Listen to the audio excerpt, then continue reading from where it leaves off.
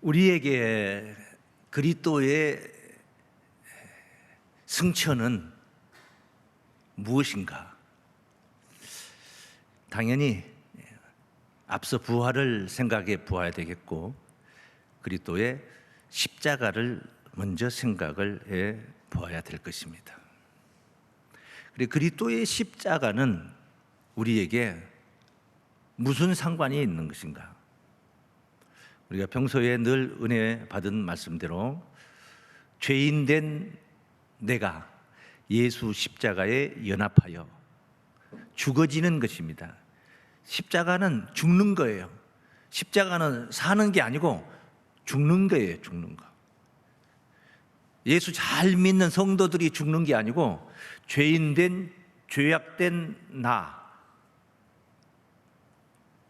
예수 제대로 믿지 않던 그 옛사람이 죽는 것입니다.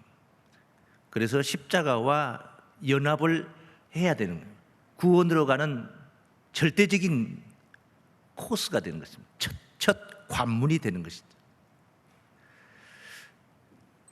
이제 십자가와 연합하여 그걸로 끝나버리면 또 안 되죠.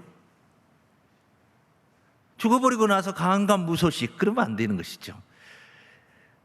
예수님 십자가 이후에 3일 만에 다시 사신 것이죠. 부활하셨던 것입니다. 그 예수님의 부활에 힘입어서, 부활의 영에 힘입어서 우리가 새 생명 가운데 사는 삶이 되는 거예요. 새로운 삶을 살게 되는 것이죠. 죄인된 옛사람은 죽었고, 그리고 예수 부활에 힘입어서 우리가 새 생명 가운데 산다. 이것은 로마서 6장 3절에서부터 5절까지 증거된 말씀들이에요. 그래서 이제 그 부활하신 예수님, 십자가 이후에 부활, 그리고 나서 이제 부활을 하셨기 때문에 승천이 가능한 것이죠. 돌아가신 땅에 묻힌 자가 어떻게 승천할 수 있습니까? 다시 살아야 되는 것이죠. 해서 승천을 하게 되는 것이고, 오늘 우리는 예수 승천을 생각해 보게 되는데, 어디에 어떻게 계시는가를 알기 위해서는 어떻게 부활하셨는가를 먼저 살펴야 될 것입니다. 베드로전서 3장 18절 말씀에 육체로는 죽임을 당하시고, 우리 죄를 위해서 말입니다. 영으로는 살리심을 받으셨으니, 이렇게 증거되겠습니다. 육체는 죽었지만은 영으로는 살리심을 받았다. 육체로 살림을 받는 게 아니라 영으로는 살림을 받았다. 로마서 1장 3절에서 4절까지 증거된 말씀도 이 아들로 말하면 육신으로는 다윗의 혈통에서 나셨고, 성결의 영으로는 부활하여 하나님의 아들로 인정이 되셨다라는 말씀이 있습니다. 육신이 출생한 것은 다윗의 혈통, 피를 통하였다. 혈통에서 나셨고 그 직계자손으로 났다. 이런 이야기가 되는 것입니다. 그러나 성결의 영으로는 십자가 이후에 부활하셨다. 그런 말씀. 자, 그런데 그 부활이 어떤 부활이냐?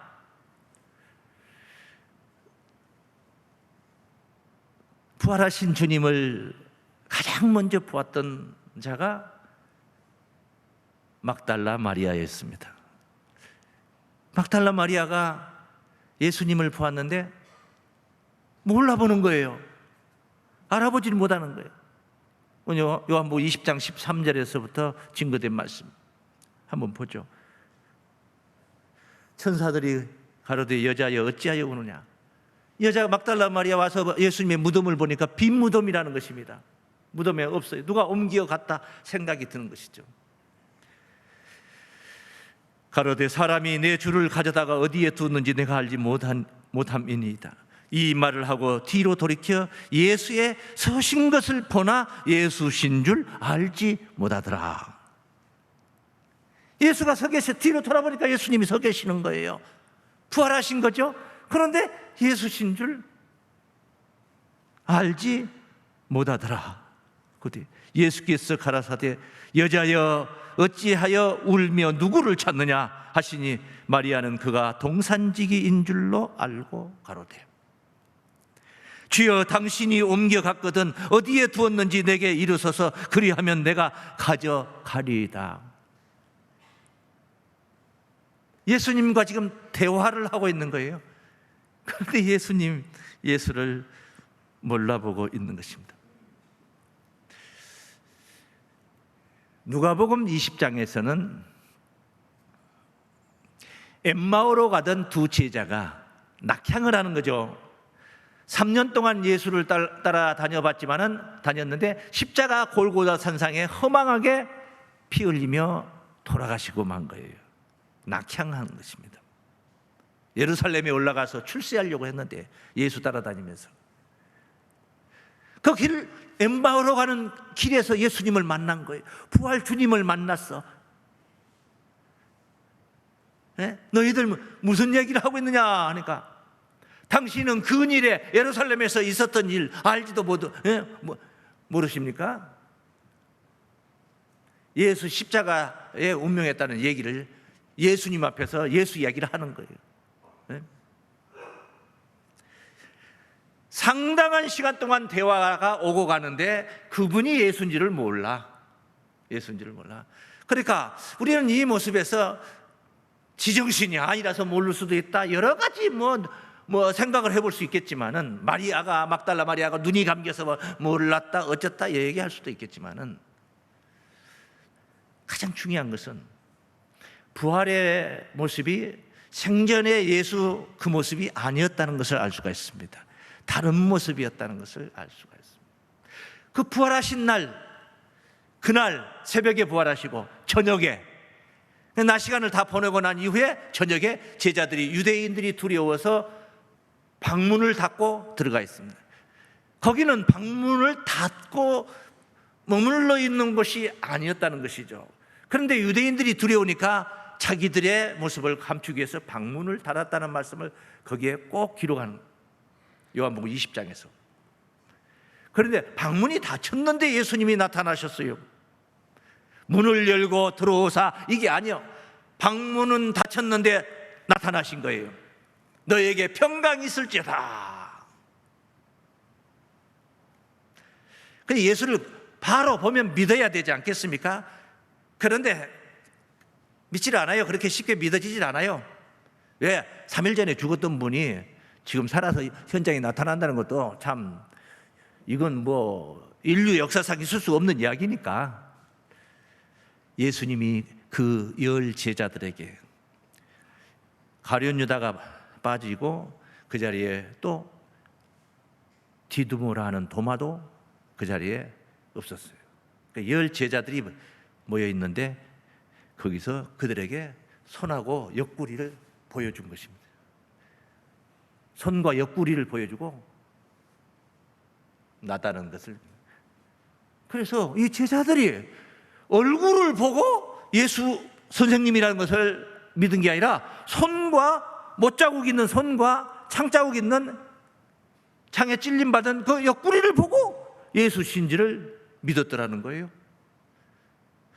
그래 토마에게 그 얘기를 했더니 토마가 아니다, 나는 보는 것으로는 만족보다 나는 내가 직접 만져봐야지 내가 믿을 수 있다. 예수님이 거기 방구석에 숨어 계셨던 것도 아닌데 그걸 다 아셔. 도마가 그런 이야기 한 것까지 다 아셔. 그 현장에 없었어도 도대체 어떤 부활이냐는 것입니다. 8회 후에 도마에게 나타났어. 네 손을 내밀어 손가락으로 내 손을 찔러보고 손으로 옆구리에 집어넣어서 만져보고 나를 믿어라.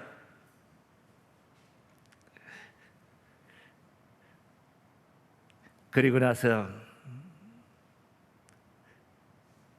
나를 보지 않고 믿는 자가 복되도다. 너는 나를 본고로 믿느냐? 보지 않고 믿는 자가 복되도다. 도마가 웬걸 도마가 주여 하나님이시나이다. 하나님이시나이다. 이러니까 주님 말씀하신 거예요.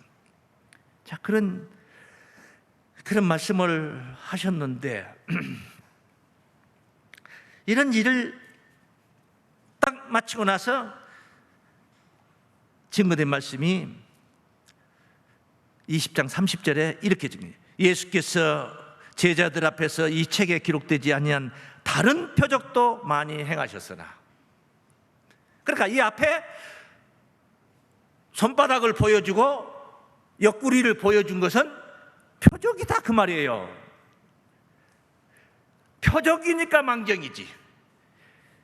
예수님이 정말로 부활하셨는데 옆구리가 뚫린 모습으로 부활하시고 손바닥이 뻥 뚫려가지고 그렇게 부활하셨다면은, 원래 죽을 때 그 모습으로 부활이라는 게 그렇게 된다면은, 스데반은 머리가 터지고 창자가 터지고 돌에 맞아서 만증창이가 되어서 죽었을 텐데, 천국 가서 스데반 찾아보려면 머리가 깨진 사람, 이런 사람 뒤적거리고 다녀야 되겠습니까? 깨진 머리도 터진 옆구리도 다 깨끗하게 흉터도 없이 성형수술 안 해도 되는 그런 모습으로 완벽하게 부활하는 것이, 다시 사는 것이 하나님의 부활인 줄로 믿습니다. 그런데 예수님이 어떻게 못자국 창자국 있는, 천국 가서 못자국 창자국 보고 알리라. 못자국 창자국은 우편 강도도 있습니다. 우편 강도는 창자국은 없어요.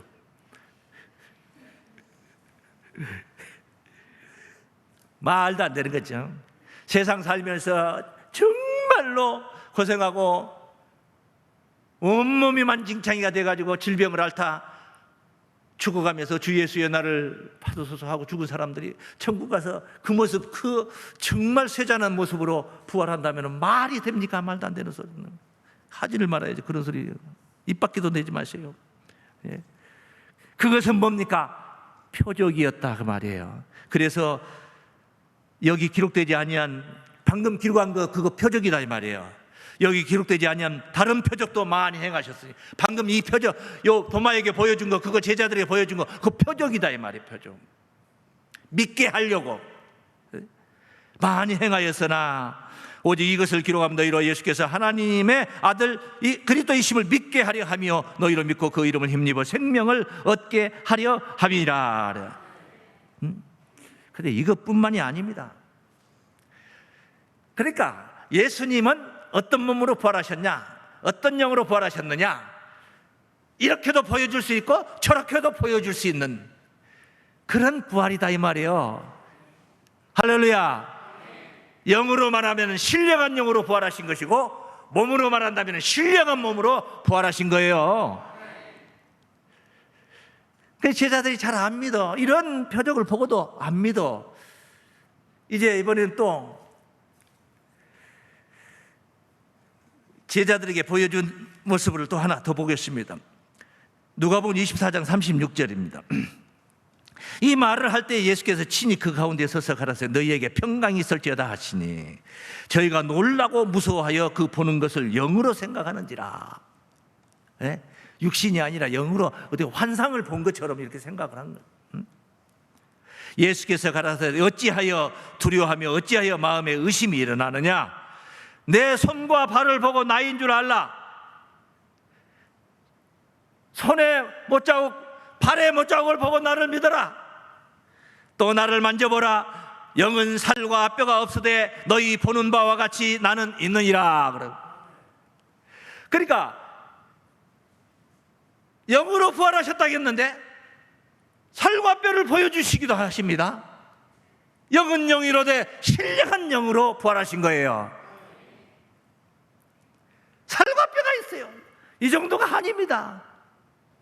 먹을 것 한번 내놔봐라 그래요. 그 뒤에 말씀 보시면 이 말씀을 하시고 손과 발을 보이시나 저희가 너무 기쁨으로 오히려 믿지 못하고 기이 여길 때에 이르시되 여기 무슨 먹을 것이 있느냐 하시니 저희가 뭘 내놓느냐. 구운 생선 한 토막을 들이매 받으사 그 앞에서 잡수시더라 그래요. 세상에 생선을 잡수실 수도 있는 모습으로 제자들 앞에 나타나고 싶으면 나타날 수 있는 것이고, 그 순간에 순간적으로 없어지고 싶으면 없어지실 수도 있는 부활체는 어떤 부활체입니까? 신령한 영, 신령한 몸으로 부활하신 줄로 믿습니다. 그래서 부활의 몸을 먼저 아셔야 된다. 승천을 얘기하려면 부활을 먼저 알아야 된다. 그래서 첫 번째 따라 하시겠습니다. 신령한 영, 신령한 몸으로 부활하셨습니다. 이렇게 부활하셨는데 그분을 못 배워. 혹시 한번 보신 분 계십니까? 한 분도 안 계시구만요. 못 뵀습니다. 믿음이 없는가 봅니다. 예. 뭐 봐요? 왜? 승천하셨어요. 예? 승천하셨기 때문에 배울 수가 없어요. 근데 그 승천하신 하늘이 어디냐? 승천, 이 말은 오를 승자, 하늘 천자를 썼으니까 하늘로 올랐다. 그런 말씀. 그 하늘이 어떤 하늘이냐? 푸른 창공. 저 푸른 창공. 그렇죠. 승천이라는 것은 하늘로 올라가는 걸 승천이라고 그러는 거예요. 그 대표적인 예가 있죠. 왕하 2장 11절 말씀 보시면은 엘리야가 회리바람을 타고 승천했다고 기록이 되어 있습니다. 성경에 명시가 되어 있어. 엘리야가 회리바람을 타고 올라갔다. 승천했다. 기록이 되어 있어요. 그런데 예수님께서 아니라고 그럽니다. 아니, 성경에 승천했다 써졌는데 예수님은 아니다 그러면은 성경이 맞는 겁니까? 예수 말씀이 맞습니까? 맞습니까? 코에 걸면 코걸이, 귀에 걸면 귀걸입니까? 성경이? 자, 예수님이 이런 말씀을 하십니다. 예수님이 생각하시는 하늘은 엘리야가 육신적인 저 공중 하늘로 회리바람을 타고 올라간 그 창공, 그 하늘을 하늘로 생각하지 않는다는 거예요. 엘리야의 승천, 육신적인 승천은 인정하는데 당신이 생각하는 하늘 승천이 아니라는 것입니다. 요한복음 3장 13절에 증거된 말씀. 하늘에서 내려온 자 인자 외에는 하늘에 올라간 자가 없느니라. 하늘에서 내려왔다. 여기서부터 문제가 생기는 거예요. 발생이 되는 거예요. 마리아의 배를 통해서 인간의 몸으로 출생하신 예수님이 언제 하늘에서 소쿠리 비행기라도 타고 내려왔습니까? 언제 내려왔습니까? 아니잖아요. 그런데 하늘에서 내려온 자 인자 외에는 나 말고는, 그 말이건 나 말고는 하늘에 올라간 자가 없느니라. 차라리 올라갈 자가 없느니라 한다면 조금 더 쉬운데, 올라갈 자라고 말한다면 이건 미래입니다. 미래, 앞으로 되어질 일. 그런데 올라간 자가 없느니라, 이 말은 이미 올라간 상태를 말하고 있는 거예요. 예수님이 땅바닥에 발바닥을 대고 제자들에게 외치는 말씀이 그 말씀이에요. 나 말고는 하늘에 올라간 자가 없느니라. 해발 높이로 보면은 제자들이나 예수님이나 군중들이나 어떤 사람은 모두 다 똑같은 해발 높이 거기에 있는데 나만 하늘에 올라갔다 그러는, 나 외에는 하늘에 올라간 자가 없느니라. 예수님은 땅에 있으면서도 하늘에 승천해 계시는 상태를 말하고 있는 거예요. 그러니 하나님이 계산하시고 정의하시는 하늘은 인간이 생각하는 저 창공 하늘이 아니라는 것을 바로 알 수가 있는 것입니다. 땅에 살면서도 하늘에 오른 자가 있고, 공중을 날아다니면서도 하늘에 오르지 못하고 땅에 가는 자들이 있는 거예요. 어떻게 정의할 수 있느냐, 규정할 수 있느냐? 요한복음 8장 23절에서 예수께서 하신 말씀이에요. 너희는 아래서 났고 나는 위에서 났으며, 너희는 아래서 났고, 유대인들에게 하는 말이에요. 아래서 났고 나는 위에서 났느니라. 아니, 마구간에서 말 구유에 오신 분이 아래서 난 것이지, 온돌방에서 침대 위에서 출생한 사람들이 아래서 난 겁니까? 위와 아래를 따지기로 한다면 예수님이 비천한 곳에서 정말 아래서 난 것이지요. 외양간에서 나셨는데, 그런데도 우리 주님은 너희는 아래서 났고 나는 위에서 났느니라. 뭘 가지고 하는 말입니까? 그 뒤에 답이 써졌어요. 너희는 세상에 속하였고, 세상에 속한 게 아래서 난 거예요. 세상에 속한 게 땅에 있는 거예요. 나는 이 세상에 속하지 않았느니라. 이 세상 사람이 아니다 이거. 육신은 그 이 세상 사람이잖아요. 그럼에도 불구하고 나는 이 세상에 속하지 않았느니라. 영의 세계를 얘기하는 거였죠. 세상에 속한 자는 공중을 날아가도 땅에 있는 자요, 세상에 속하지 않고 하늘에 속한 자는 지하 저 벙커에 들어가 있어도 하늘에 거하는 자인 줄로 믿습니다. 그렇게 정의를 하는 거예요. 생각할 수가 없는 거예요. 사람의 생각으로 측량할 수 없는 기가 막힌 말씀이에요. 기가 막힌 말씀. 그러니 하늘은 어디냐? 하늘은 어디냐? 하늘에 속한 심령들, 땅에 속한 게 아니라 땅에 살고 있지만은 하늘에 속한 자들, 보물을, 천국을 보물로 생각하는 자들. 보물이 있는 곳에 너희 마음도 있느니라. 할렐루야. 그런 심령들. 하나님 나라는 여기 있다 저기 있다 하지 못하니 너희 마음 안에 있느니라. 하늘나라가 너희 마음 안에 있느니라. 하늘이다. 네 마음이 하늘이다. 아무나 되는 게 아니에요. 앞서 십자가의 과정을 통해서 땅의 사람을 죽이고 부활의 새 생명 가운데서 하늘 사람으로 거듭나야 가능한 거예요. 그래서 예수 그리스도의 은혜가 심령 안에 있을 때 가능한 이야기예요. 빌립보서 4장 23절 말씀에 바울이 빌립보 교인들을 마지막으로 축복했던 말씀이 주 예수 그리스도의 은혜가, 주 예수 그리스도의 은혜가 이 속에는, 은혜 이 속에는 뭐가 들었습니까? 십자가 사랑이 들어있고 부활의 사랑이 이 속에 들어있는 거예요. 성천의 사랑도 있어야 될 줄로 믿습니다. 은혜가 너희 심령에 있을지어다. 그리스도의 은혜는 심령에 있는 줄로 믿습니다. 그래서